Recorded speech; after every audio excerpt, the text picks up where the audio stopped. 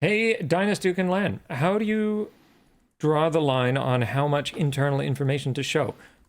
I feel like your transparency bites you in the ass more often than it helps you. For me, a big part of my problem is that I am not detail oriented enough to lie, even if I wanted to.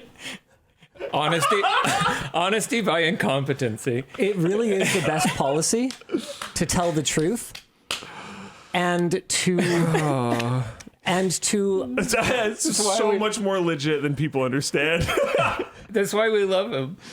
and It's to great. apply a basic set of principles in a way that is consistent, can be consistently remembered and applied and accounted for. And by saying things publicly, I create a system where that accountability is inherent, because once you say something publicly, you are, in my humble opinion, bound to it. So a lot of the time, I share this internal information that ends up biting me in the butt because, in a certain sense, I kind of want it to, if I ever changed my story in the future, if that kind of makes sense.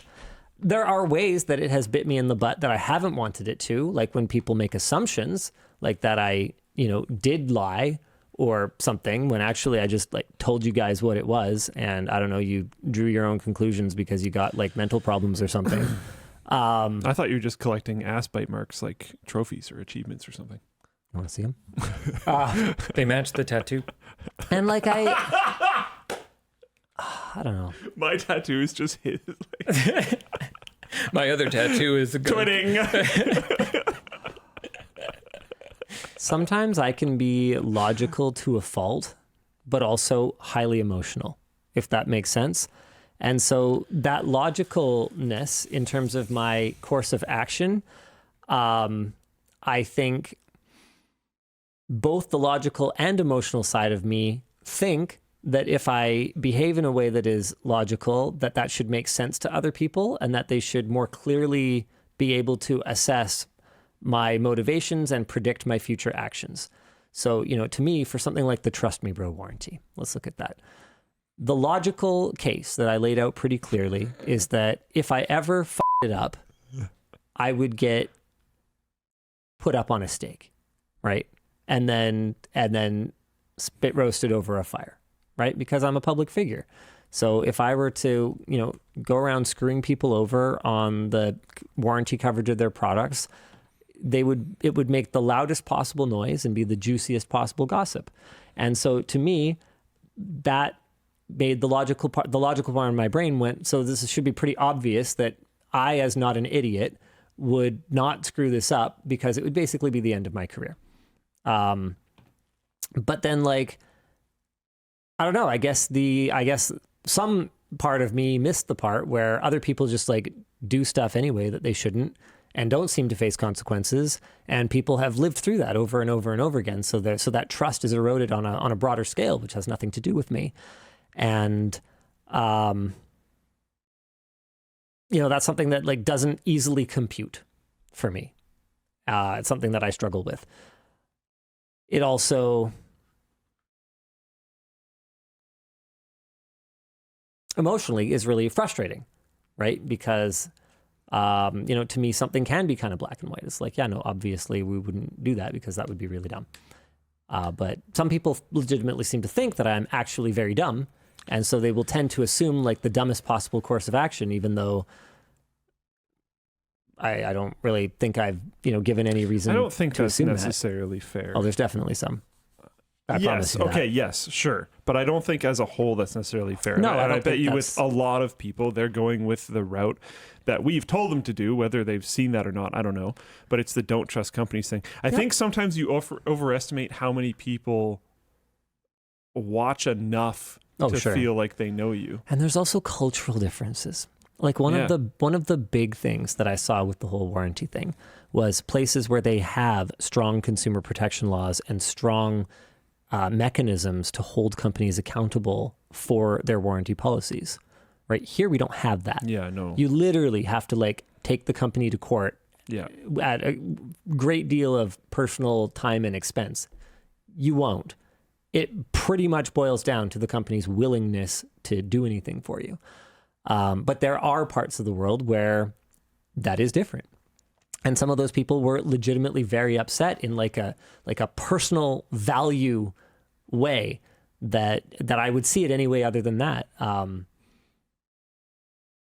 Okay, that's fair enough, right? And obviously we went in and we like created a policy before we actually ever sold a backpack.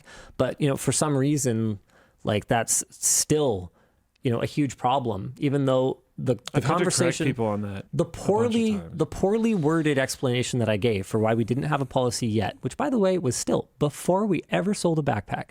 That part is very often forgotten. Very often forgotten. That was the truth. And that transparency bit me in the butt big time because I didn't do a good job of explaining it. Wasn't well packaged. No, it was extremely poorly packaged. And I'm going to keep doing it. In conclusion. Which is based. We have an interview coming up on Floatplane, checking in on Terren's first 2 years. So that's cool. Sammy sat down with me and Terren and asked us some questions. And we are unflinching in our responses. And, we touch on some potentially even challenging and uncomfortable subjects. And I think it's going to be really great for the community, even if it, airs our internal laundry a little bit more than most companies would. But I think that's part of what makes us really special. I feel like the watch rate percentage for that video of internal employees is going to be the amount of people that watch that with the Linus account alone. Oh, yeah. That's going to be nuts. I'll watch it. It genuinely sounds really interesting. I asked him why he hasn't moved here yet. Well, I don't really ask him so much as I point it out. Yeah. Because Tim Hortons is bad. I don't blame him. We need to fix it. It has to be fixed. I know. It has to be fixed. We can't afford to buy it. We can't afford to buy it. You could buy it. It's worth billions of dollars. Start a new one. Just take our loan! You literally know how much money I have. What are you even talking about? What if you made Linus Sebastians? It's a terrible name for a restaurant. It really is a terrible name. Oh no. Call it Bobby's got time for Linus Sebastians. That's not the worst. It jingled fairly well. Well, yeah, that's a Tim Hortons jingle. I know. Oh, okay. Yeah. All right, let's carry on. Sebastians has you. Lenny Sebs. We've got your back. That's a scary Sebastians is not that bad. Sebastians has you? Yeah. They have you, bro. It's creepy. Trust them. Trust us. It's fresh. Trust us. Linus and Luke's is not bad, actually. Hey, I like it. LL's coffee bar. Yeah. Oh. We could have like a chilled juice bar. We could call it LL Cool J's. That was quick. My goodness.